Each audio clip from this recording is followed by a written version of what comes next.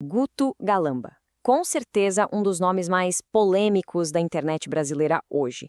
Mas o que será que está por trás daquelas frases de efeito, daquelas ideias que geram tanta discussão? Bom, hoje a gente vai mergulhar a fundo para entender qual é a filosofia que guia o pensamento dele. E para começar, a gente tem que ir direto na frase mais famosa, né? Ser gordo é uma escolha.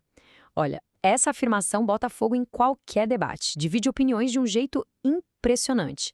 Mas para entender a lógica do Guto Galamba, não tem jeito, a gente precisa partir exatamente daqui. Então, a grande questão é: será que isso é só uma provocação? Só para chocar mesmo?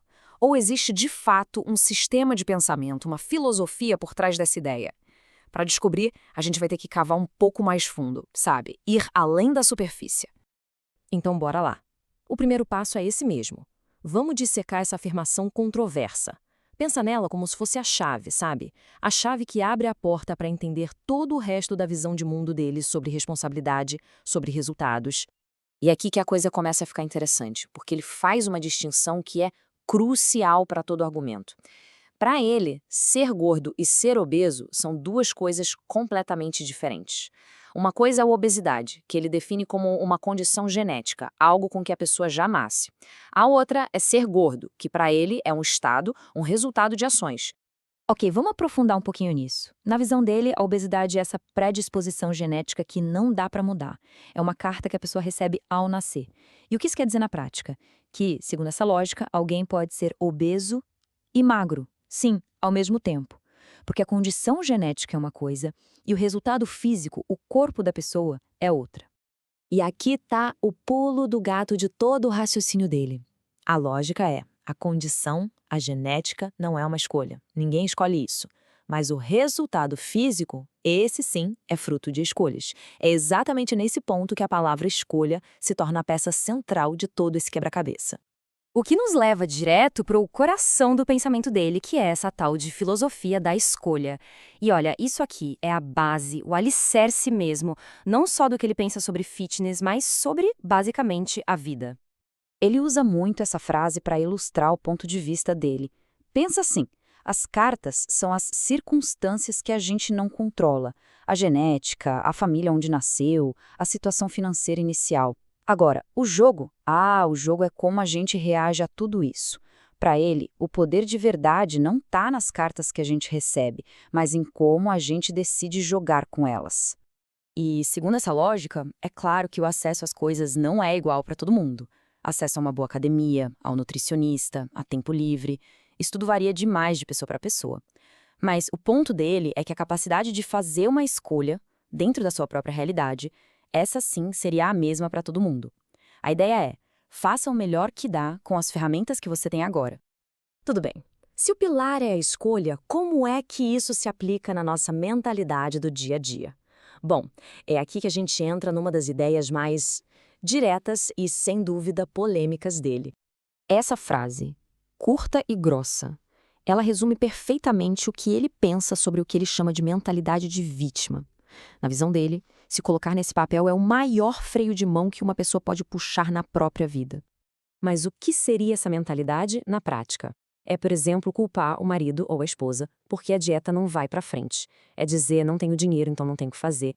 É basicamente focar toda a energia em reclamar do problema, em vez de usar essa mesma energia para buscar uma pequena solução. Para ele, isso é transferir a responsabilidade para fora. E o efeito disso, segundo ele, não é só pessoal. Ele argumenta que essa postura muda a forma como as outras pessoas te enxergam, principalmente nos relacionamentos. A tese é que ninguém admira uma vítima. A autorresponsabilidade seria algo atraente, enquanto essa postura de se vitimizar repeliria pessoas. Ok, então, se a base de tudo é escolha e o grande inimigo é a mentalidade de vítima, qual é a solução? O que fazer na prática? A resposta dele é simples e direta: foco total naquilo que está sob o seu controle. É basicamente isso. O mantra prático é esse. A ideia é parar de desperdiçar tempo, energia, saúde mental com coisas que no fim do dia a gente simplesmente não pode mudar. É um redirecionamento de foco. Ele até resume isso num processo mental de 3 passos. Primeiro passo: olha para a situação e reconhece a realidade sem filtro. Ok, a situação é essa. Segundo passo: Faz uma lista, mesmo que mental, de tudo que está fora do seu controle. E o terceiro, que é o mais importante, pega toda a sua energia, 100% dela, e joga só naquilo que você pode controlar, por menor que seja. E o mais curioso é ver como esses princípios não se limitam ao mundo fitness. É como um efeito dominó, sabe? A mesma lógica de escolha, responsabilidade e controle vai se aplicando a todas as outras áreas da vida dele. Vamos pegar a família como exemplo. Ele defende uma hierarquia bem clara. Primeiro o cônjuge, depois os filhos e depois os pais. Qual a lógica por trás disso? A de que seus pais são sua família de origem e seus filhos um dia vão construir a família deles. A família que você escolheu construir e que vai permanecer com você até o final é o seu parceiro ou parceira. Por isso, essa relação seria a prioridade. E para lidar com as críticas, que são muitas, ele usa outra máxima. A gente só se incomoda com o que a gente concorda. A ideia aqui é que se uma crítica mexeu com você, te deixou com raiva, talvez seja porque lá no fundo ela tocou em alguma verdade ou insegurança sua. Então, em vez de só reagir, a proposta é usar isso para refletir. Então dá para ver que existe um fio condutor, né? Uma linha que conecta tudo. Essa filosofia de responsabilidade radical, de poder da escolha e de foco no que é controlável, funciona como o sistema operacional por trás de tudo que ele fala, seja sobre relacionamentos, família, negócios ou até o jeito de lidar com as críticas. E no fim das contas, analisar o pensamento dele nos deixa com uma pergunta bem fundamental. Na vida de cada um, onde é que a gente traça a linha? Onde termina o peso das circunstâncias e onde começa o poder da nossa responsabilidade? A resposta para essa pergunta talvez diga muito, não só sobre o Guto Galamba, mas sobre como cada um de nós enxerga o mundo. Fica aí a reflexão.